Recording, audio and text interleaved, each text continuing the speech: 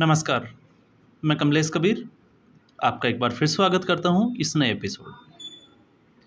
आज के इस एपिसोड में हम बात करने वाले हैं भारतीय जनता पार्टी की। भारतीय जनता पार्टी 10 साल सत्ता में रही और उसके बाद में 2024 का लोकसभा चुनाव जीता। सीटें कम हुई, लेकिन इस बीच हमने देखा कि पहले शासनकाल में और दूसरे शासनकाल में प्रधानमंत्री नरेंद्र मोदी के भारतीय जनता पार्टी ने काफ़ी बोल्ड डिसीजंस लिए। फिर चाहे वो 370 का हटाना हो या इसके अलावा और भी बहुत सारे, चाहे फिर वो डिमोनेटाइजेशन का हो।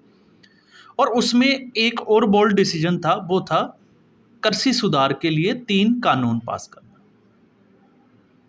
तीनों कानून संसद से पास हुए और उसके बाद में उसके ऊपर बवाल खड़ा हुआ। किसानों ने जो है वो धरने प्रदर्शन किए और धरने प्रदर्शन जो है वो लगभग 1 साल चले और उसके बाद में भारतीय जनता पार्टी को वो तीनों कानून जो है वो विड्रॉ करने पड़े। आपको याद होगा, नरेंद्र मोदी जो है वो मीडिया के सामने आकर माफ़ी मांगकर और वो तीनों कानून को वापस ले लिया गया। और उसके बाद में भी अगर हम देखें तो भारतीय जनता पार्टी का एक ही स्टैंड था और वो स्टैंड ये था कि उन तीनों कानून जो है कृषि कानून, उसको सुधार करके वापस लाया जाएगा। तो ऐसी स्थिति में अगर भारतीय जनता पार्टी की ही एक सांसद, मैं बात कर रहा हूं कंगना रनौत पैसे से जो है वो एक्टर अब पॉलिटिशियन बन गई है। इससे पहले भी जो है हमने देखा कि देर सबेर बहुत सारी पार्टियों में बहुत सारे एक्टर ने जो है वो राजनीति की, लेकिन वो सिर्फ और सिर्फ 100 पीस बन के रह गए। वो बहुत ज़्यादा जो है वो राजनीति में कुछ कर नहीं पाए। चाहे आप भारतीय जनता पार्टी की बात करोगे तो हेमा मालिनी इसका जो है वो एक उदाहरण हो सकता है। कभी आप उनको देखोगे कि कोई वो स्टेटमेंट देते हुए दिखाई नहीं देगी। लेकिन कंगना रनौत जब से वो राजनीति में आई है, उसके बाद से, चुनाव जीतने के बाद से ही वो लगातार पॉलिटिक्स में एक्टिव रहती है। विवादों में वो ज़्यादा जो है वो सुर्खियों में बनी रहती है। फिर चाहे वो CISF की महिला कांस्टेबल के द्वारा उनको थप्पड़ मारना हो, फिर इसके अलावा चाहे आप देखोगे कि मुंबई में जिस तरीके से उनके घर के ऊपर जो है वो बुलडोजर चला और शिवसेना से सीधे मुकाबला करना हो।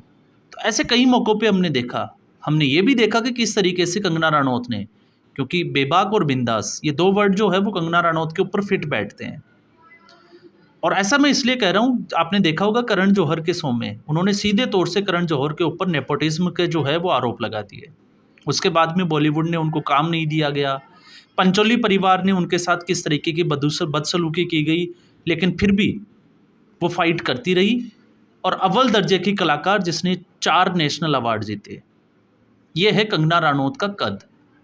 लेकिन विवादों में भी रही और विवादों में सबसे ज़्यादा जो विवादों का कारण रहा वो था पंजाब के साथ, और वो किसान आंदोलन के साथ से ही है। अभी हम चुनाव की बात करें तो उसके बाद की नहीं, लेकिन इस वक्त हरियाणा में जो है वो विधानसभा चुनाव होने जा रहे हैं और इन्हीं विधानसभा चुनावों में कंगना रनौत ने अभी एक स्टेटमेंट दिया, क्योंकि कंगना रनौत इस वक्त अपने जो लोकसभा क्षेत्र में जहाँ से वो जीत के आए हैं उनकी सभी विधानसभा सीटों में वो विजिट कर रही है और उन्होंने सीधे सीधे तौर से भारतीय जनता पार्टी और नरेंद्र मोदी से एक अपील कर दी कि तीनों जो कानून है उसके लिए, किसानों से अपील की कि किसानों को जो है वो सहमति के साथ में केंद्र सरकार से जो है वो ये कहना चाहिए कि वो तीनों कानून जो है वो लेके आए। और उसके बाद से ही हरियाणा में विपक्षी पार्टियों ने इसको मुद्दा बनाया राजनीतिक, और राजनीतिक मुद्दा बनाने के बाद में हमने देखा कि भारतीय जनता पार्टी पिछड़ती हुई दिखाई दी और उसके पीछे के कारण क्या है वो भी हम बात करेंगे। और आज आपने देखा कि कंगना रनौत को वापस से मीडिया के सामने आके और खेद जताया कि अगर किसी को उस स्टेटमेंट से दुखी हुई तो उसको वो वर्ड्स जो थे उनको वो वापस लेती है। खैर, ये एक राजनीतिक मामला है, ये पार्टी का अंदरूनी मामला है, लेकिन अब इसमें हम जो है वो दूसरे एंगल से भी समझते हैं। क्योंकि लगातार जो है वो कंगना को टारगेट किया जाता है, तो उसमें क्या गलत है और क्या सही है। तो इसमें 2 चीज़ें हमें समझनी पड़ेगी। एक, 2020 में जब ये 3 कानून आए कृषि कानून, और उसके बाद में जिस तरीके से किसानों ने धरना प्रदर्शन किया, तो क्या ये जो तीनों कानून थे, क्या इसमें देश भर के किसान जो है वो इसके खिलाफ थे? तो ऐसा नहीं था। दूसरे राज्यों के किसान जो है वो ये चाहते थे कि ये तीनों कानून जो है वो लागू हो, लेकिन पंजाब और हरियाणा और पश्चिमी उत्तर प्रदेश के किसान ये नहीं चाहते थे। और उसके बाद में हमने इसका इम्पैक्ट भी देखा, और वो कैसे? आपने देखा होगा मध्य प्रदेश, राजस्थान और छत्तीसगढ़ जब चुनाव हुए, तो किसानों के बहुत सारे बड़े बड़े नेता जो है वो इन तीनों राज्यों में घूमे, पश्चिमी बंगाल तक भी चले गए, लेकिन फिर भी भारतीय जनता पार्टी को इन तीनों स्टेट में बम्पर जीत मिली। तो क्या वहाँ के किसान ये चाहते थे, या किसान जो है वो क्या भारतीय जनता पार्टी के खिलाफ थे? तो आपको यहाँ से आंसर मिलेगा कि नहीं, वहाँ के किसान भारतीय जनता पार्टी के खिलाफ नहीं थे। दूसरा एंगल, नरेंद्र मोदी प्रधानमंत्री होते हुए उन्होंने जो है वो माफ़ी मांगी, और उसके बाद में तीनों कानून जो है वो वापस लिए। और उसके बाद में क्योंकि उनको लगा कि किसान जो है वो अब उनके साथ में खड़े होंगे, तो क्या हरियाणा और पंजाब के किसान उनके साथ खड़े हुए? तो आपको लगा, अगर आपको लगे कि नहीं खड़े हुए हैं या नहीं हुए, तो उसको जो है वो आप समझ सकते हैं 2024 के लोकसभा चुनाव से, या 2020 के बाद में जो विधानसभा चुनाव हुए, उसके बाद में भारतीय जनता पार्टी का आप देखो हरियाणा और पंजाब लोकसभा चुनाव में, और लोकसभा चुनाव में तो भारतीय जनता पार्टी को पंजाब में एक भी सीट नहीं मिली।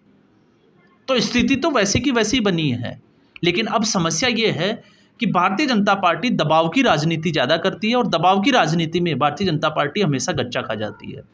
और ऐसा मैं इसलिए कह रहा हूँ क्योंकि इससे भारतीय जनता पार्टी का जो कोर वोटर है, जो भारतीय जनता पार्टी की आइडियोलॉजी के साथ शुरू से ही जुड़ा हुआ है, उसको ये जो है वो सूट नहीं करता, और जब उसको ये सूट नहीं करता, तो वो जो वोट बैंक जो है वो हाथ से निकल जाता है। जैसे इसी बयान के ऊपर हम आते हैं, अगर भारतीय जनता पार्टी को ये लगता है कि इस बयान से हरियाणा के किसान जो है वो नाराज़ हो जाएंगे, तो आपको पता होगा हरियाणा में जो ज़्यादातर जो किसान परिवार है वो जाट समाज से आते हैं, जाट समुदाय से आते हैं, और जाट समुदाय का तो पहले से ही दुर्विकरण हो रखा है। तो भारतीय जनता पार्टी जो है वो दलित वोटरों के आश्रय पे जो है वो सत्ता में बनी हुई है, तो फिर उसका कौन सा हाथ से वोट खिसक जाएगा? तो ऐसी स्थिति में भारतीय जनता पार्टी अपने ही नेताओं के साथ भी खड़ी नज़र नहीं आती है, और ऐसा एक बार नहीं बहुत बार हमने देखा है। इसलिए हम कह रहे हैं कि भारतीय जनता पार्टी जो है वो कभी कभी एक कायरता दिखाती है, जिसलिए इसको बेचारी जनता पार्टी कहें तो ज़्यादा कोई बड़ी जो है वो बात नहीं होने वाली है। ऐसा क्यों कह रहे हैं? क्योंकि आपने देखा जिस तरीके से नुपुर शर्मा का एक स्टेटमेंट, और उसके बाद में नुपुर शर्मा का पूरी भारतीय जनता पार्टी ने साथ छोड़ दिया, और उसके बाद में नुपुर शर्मा की क्या स्थिति बनी हुई थी वो आप सभी ने देखा। ना वो घर से बाहर निकल सकती है, ना वो कहीं जा सकती है। किस वजह से? सिर्फ और सिर्फ भारतीय जनता पार्टी। इसके उलट विपक्ष की अगर हम बात करते हैं, इसी राजनीति पे जब हम आते हैं, पंजाब की राजनीति और हरियाणा की राजनीति में, तो राहुल गांधी ने, अभी आपको पता होगा जिस तरीके से एक पत्रकार को उनका नाम पूछा जाता है अमेरिका में, और उसके बाद में एक टिप्पणी की जाती है कि भारत में गुरुद्वारों में सिखों के पगड़ी और कड़े को लेके जो एक बयान दिया, वो बयान वैसी स्थिति भारत में है नहीं, और बहुत सारे जो है सिख समुदाय के लोग राहुल गांधी के खिलाफ खड़े हो गए। लेकिन क्या कांग्रेस पार्टी के एक भी नेता ने राहुल गांधी के इस बयान का खंडन किया? तो आप देखोगे कि सारे के सारे नेता जो है वो राहुल गांधी के इस बयान के साथ खड़े दिखाई देते। फिर चाहे वो स्टालिन, आपने देखा जिस तरीके से स्टालिन ने सनातन के ऊपर हमला बोला, तो पूरा विपक्ष किसी पार्टी ने उसका खंडन किया? एक भी पार्टी आपको नहीं मिलेगी, सारी पार्टियां उसके साथ खड़ी थी। ठीक ऐसे ही फिर चाहे समाजवादी पार्टी की बात करें, तो विपक्ष की ये जो है वो सबसे बड़ी बात होती है कि उनके नेता के द्वारा या किसी भी नेता के द्वारा कोई स्पीच दिया जाता है, तो वो उसको जो है वो खंडन करने के बजाय वो उसको प्रोटेक्शन देते हैं, उसके बचाव में उतरते हैं। लेकिन भारतीय जनता पार्टी ऐसा करते हुए अभी तक जो है वो असमर्थ नज़र आ रही है, और इसका खामियाजा जो है वो भारतीय जनता पार्टी को भुगतना पड़ा है। और 2024 के लोकसभा चुनावों के परिणाम से भी भारतीय जनता पार्टी ने अभी तक जो है वो कोई सबक नहीं सीखा है, और आगे भी जो है अभी तो ऐसा लग नहीं रहा कि भारतीय जनता पार्टी ऐसी स्थिति में इस तरीके की चीज़ों से जो है वो कुछ सबक सीखने वाली है। अब भारतीय जनता पार्टी की राजनीति भारतीय जनता पार्टी जाने, लेकिन ये जो लड़ाई है वो है कोर वोटर की, और दूसरा है जिसको हम प्रभावित करते हैं उस वोटर की। तो कोर वोटर ज़्यादा ज़रूरी है या उसके प्रभाव में आके कुछ वोट आ जाए वो ज़्यादा ज़रूरी है, ये भारतीय जनता पार्टी को खुद को ही तय करना है। तो आज के एपिसोड में बस इतना ही। उम्मीद करूंगा ये वीडियो एपिसोड आपको पसंद आया होगा। वीडियो को लाइक करें, शेयर करें, चैनल ज़रूर सब्सक्राइब करें। धन्यवाद।